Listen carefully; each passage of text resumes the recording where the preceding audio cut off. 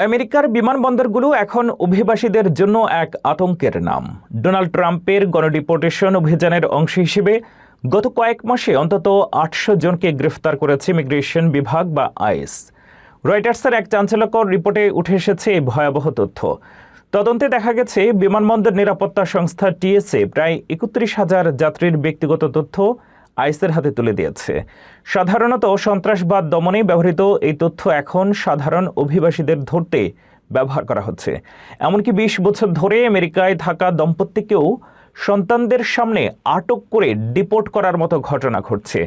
ডেমোক্র্যাটরা এই পদক্ষেপকে অমানবিক ও ভীতি প্রদর্শনকারী বলে অভিহিত করেছেন। বর্তমানে ১ ডজনেরও বেশি বিমানবন্দরে আইস কর্মকর্তাদের মোতায়েন করা হয়েছে। বৈধ কাগজপত্র ছাড়া ঘরোয়া ফ্লাইটে যাতায়াত করাও এখন চরম ঝুঁকিপূর্ণ হয়ে দাঁড়িয়েছে। অভিবাসী আইনজীবীরা এই ধরপাকড়কে মৌলিক অধিকারের লঙ্ঘন হিসেবে দেখছেন।